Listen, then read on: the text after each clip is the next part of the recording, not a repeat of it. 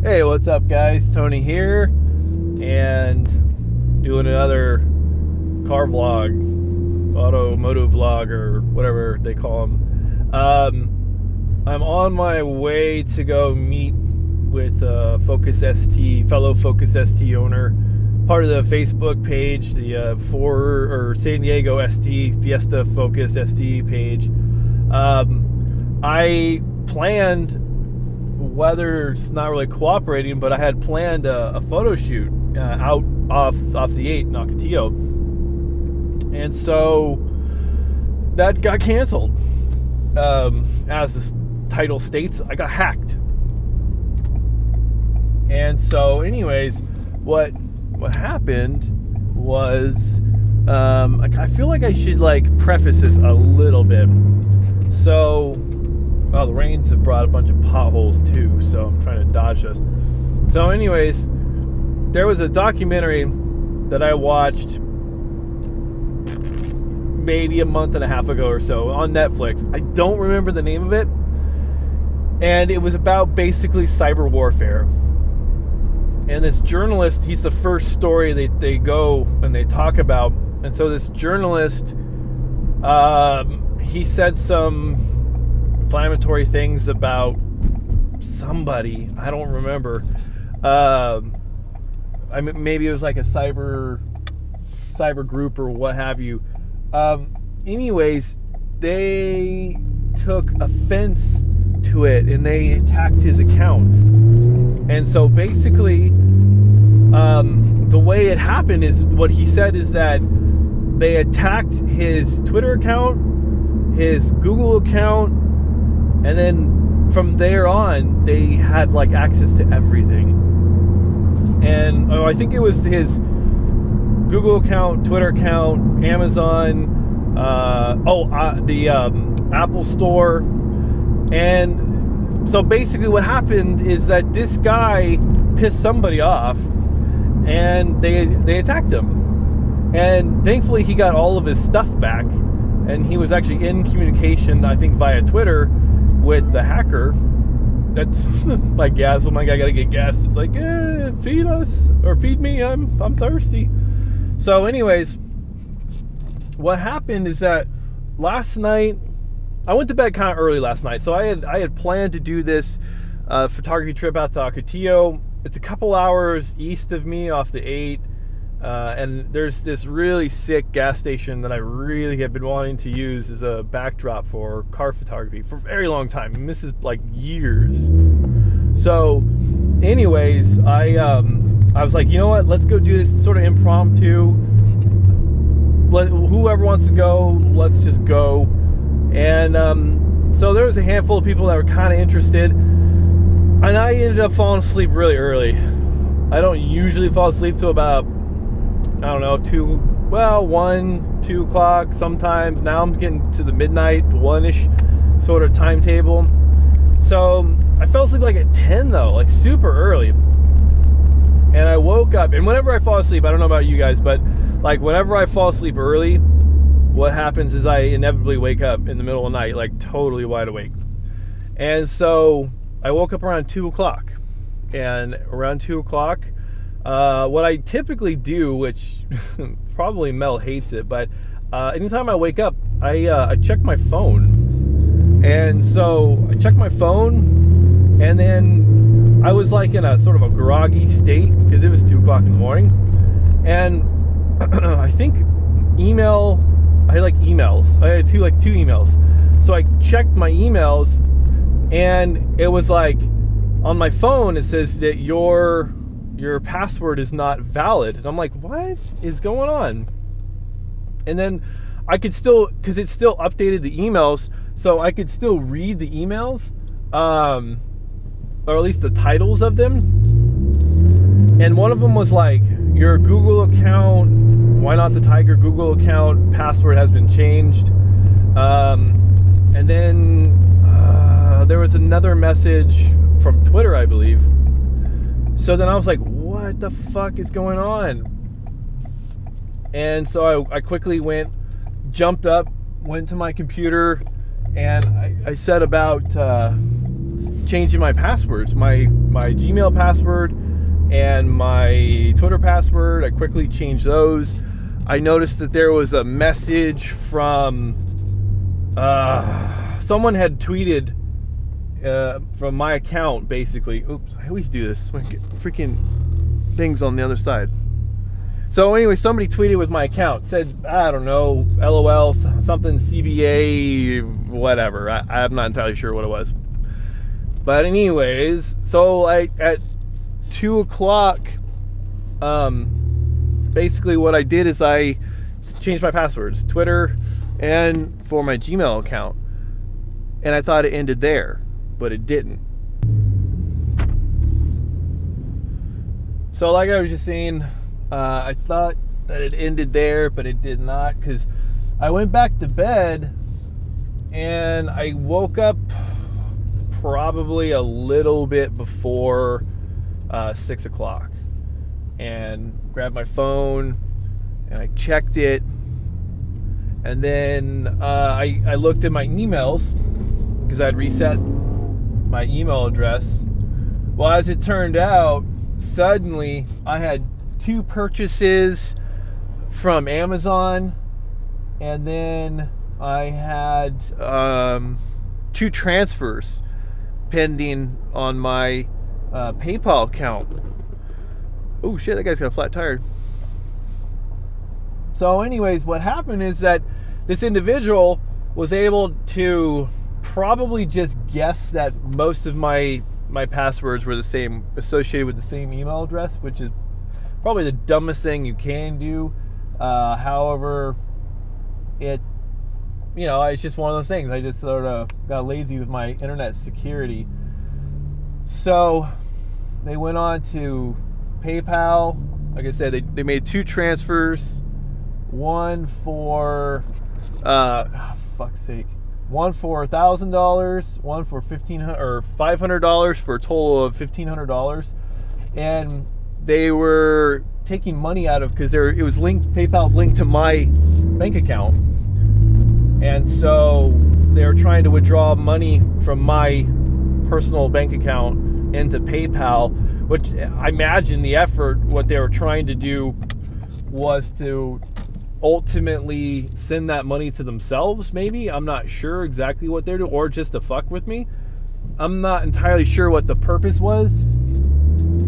What they didn't do, that's the weird thing, is that they messed with my Twitter account, did they change password on that? I think they did change password on my Twitter account. They changed password on my Gmail account, so I had to go through, basically bust it, and Google has a way, it's like, hey, look, if you didn't authorize this password change, click to this thing, and we'll go ahead, we can verify your identity, and we'll get you your account back. I think Twitter was something similar. So then I had to set up like security protocols for both of those accounts, like extra layer of security. I guess it's like, once bitten, twice shy kind of a thing. So then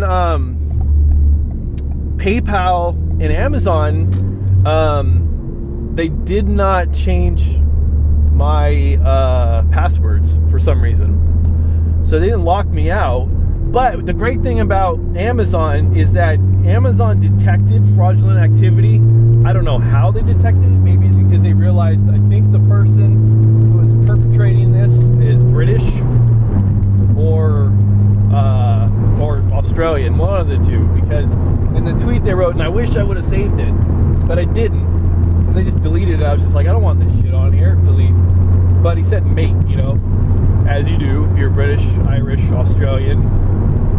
So he said mate in there, so I was like, okay, well, maybe what it is Amazon detected the transactions are coming from another source. So basically they automatically locked out my Amazon account. So that I was able to go in there and remove, because my debit card information was on there. So they, like I said, they made 2 purchases, and then they had 2 items in my cart for almost $58,000. And then the PayPal, they were transferring money from my personal account, which is linked, like I said, into the PayPal for, I don't know, either shits and giggles, so it gives me something to do, or to extract the money later. Okay, if he doesn't figure it out, then we'll just go ahead and transfer that money to our account and then be $1,500 richer. So anyways, that's what happened. I very quickly got on the phone to PayPal and to Chase. So I had to cancel my 2 debit cards, have them reissue me 2 new debit cards. I called PayPal. PayPal was like, all right, well, we've added this second layer of protection, this, PIN number, whatever thing. Basically sends you a text message like whenever you want to do something. It's like, is this you? Put in this, one-time use authorization code. So I'm like, okay, I can do that. Actually, also the other thing that Twitter did is they have the, requesting a PIN number to log in now. So if somebody attempts to log in, it'll send my text message to my phone with the PIN number, and hopefully, crossing my fingers, nobody will be able to hijack my Twitter account or my Gmail account again.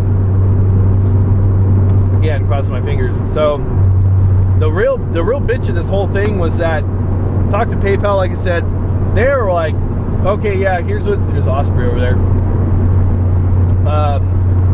Because just so you guys know, I'm on the 15. I'm heading northbound from Mission Valley area up to Carmel Mountain, going to an In-N-Out. And so right here to my left is MCAS Miramar. So any weekday, you'll see F-18s kind of doing touch and goes and stuff. It's cool. Billy, you'd love it. Back to the story. PayPal was just like, okay, we understand what's going on.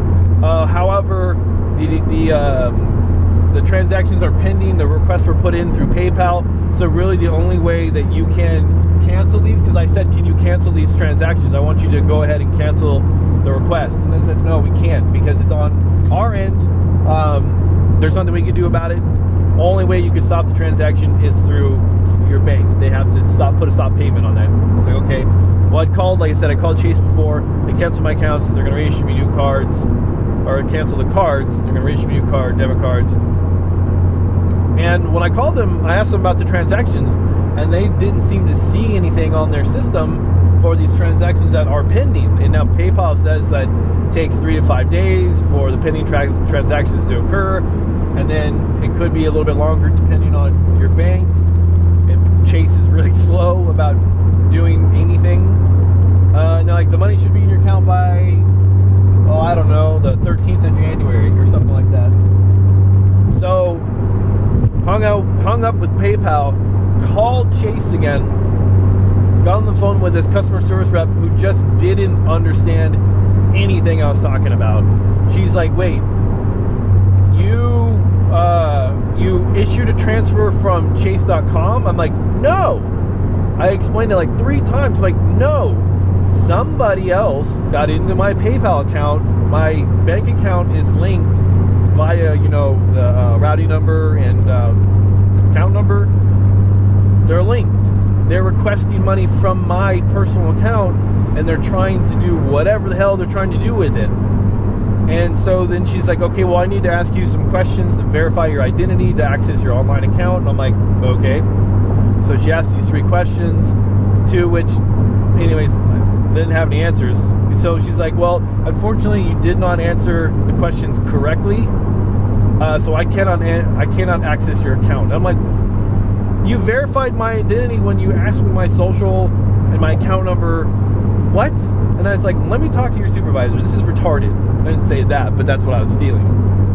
Talked to the supervisor, explained again to the supervisor, and she didn't know what was going on either. She's just like, I don't understand. What are you trying to do? And I'm like, finally, I'm just trying to stop a potential transaction from occurring.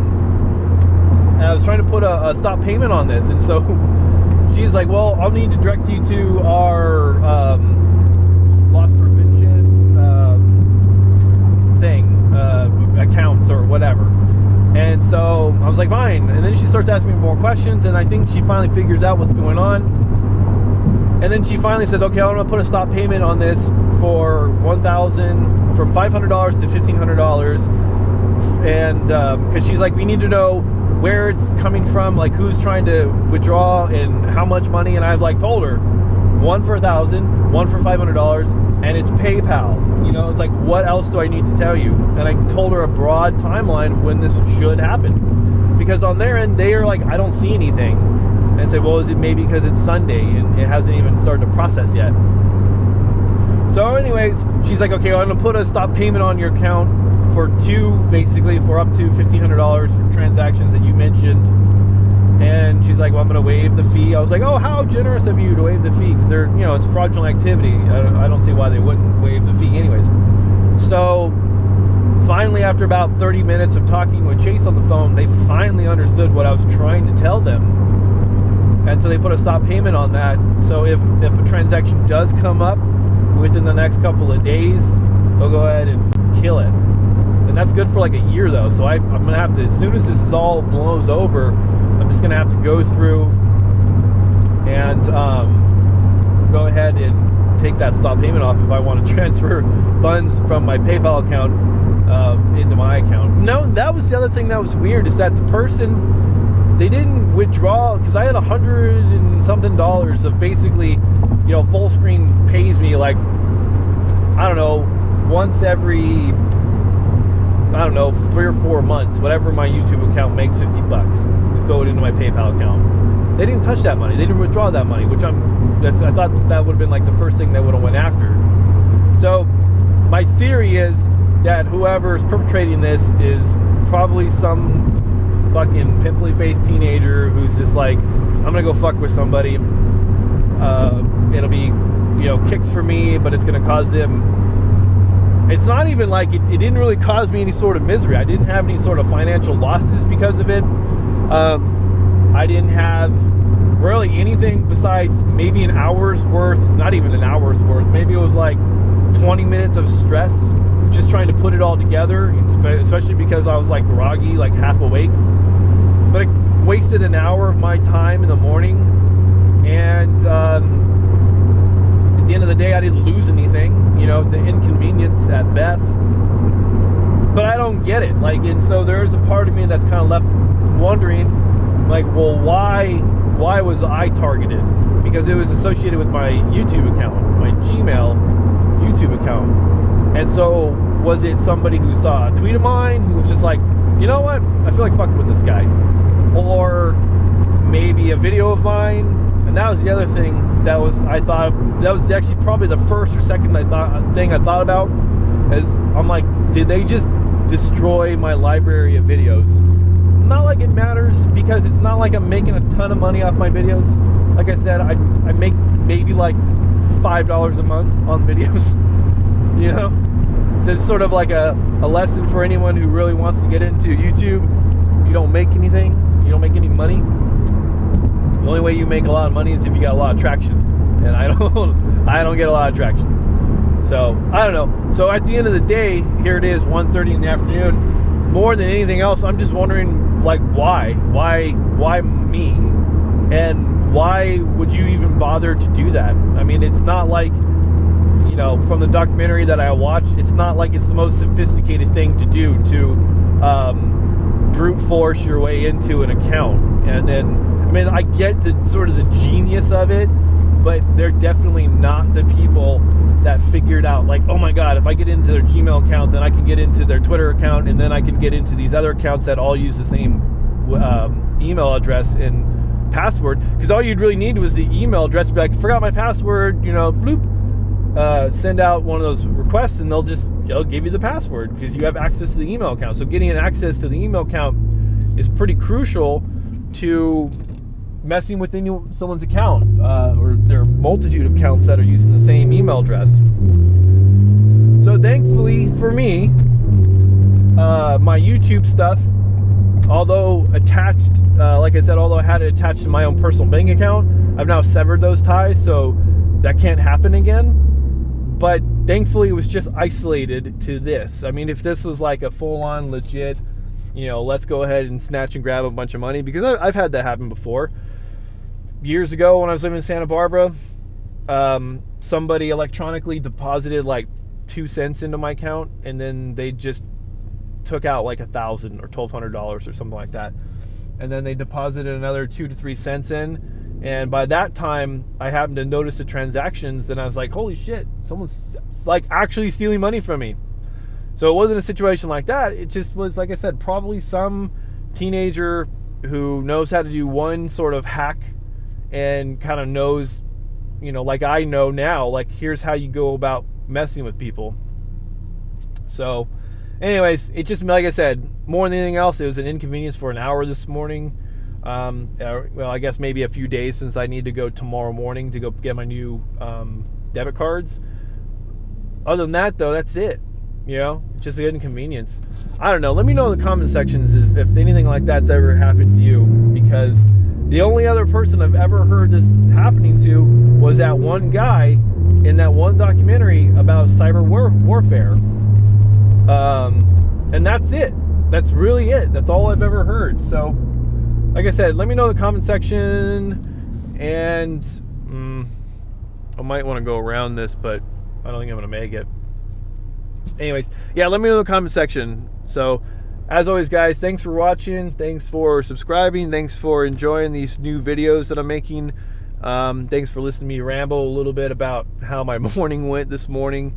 Yeah, and as always, you know, like I said, again, thanks for watching. Thanks for subscribing, and I shall talk to you guys later.